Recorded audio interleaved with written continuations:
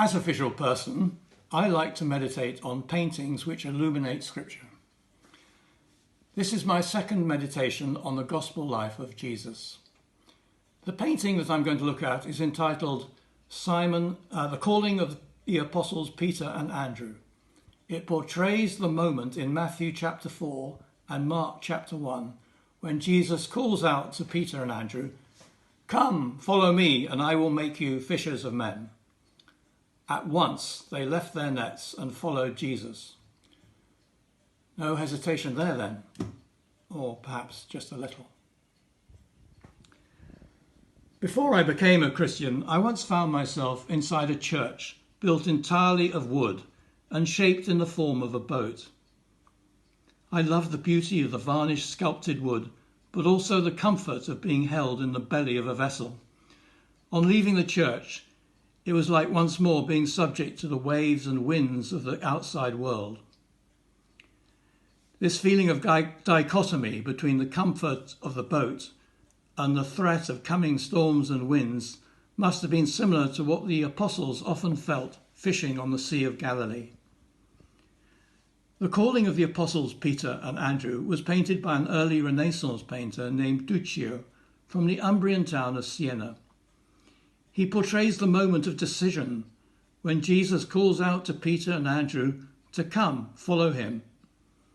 In the parallel scene in Luke chapter 5, Jesus, after preaching from their boat to the crowds on the shore, asks Peter and Andrew to put out into deep water and let down the nets for a catch. Peter objected. They had fished all night but caught nothing. But because Peter said so, he would comply. When they drew up the net, it contained a record number of fish. Peter then fell at Jesus' knees and said, "Go away from me, Lord, I am a sinful man." The simplicity of the design of the painting enhances the drama of the moment. There are the three elements of God's creation: the land, the sea, and the sky, bare of illustrative detail, as stark in their contrast as the figures are in their gestures and clothing. The three protagonists seem isolated from each other, like cutouts on a puppet set. The drama and mystery lie internally in the hidden conscience of each protagonist. The miracle of the full net is just there in all its visible reality, as every day as the fish swimming in the sea. It is the internal moment of decision. Jesus is not on the boat, but separated from them, standing on the rock and wearing royal robes in distinction to the rough and paler hues of the workaday world of the fishermen. They are afloat on a liquid sea, thrown around by the vicissitudes of life, but they both hold in their hands the evidence of a supernatural event that convicts the world of sin.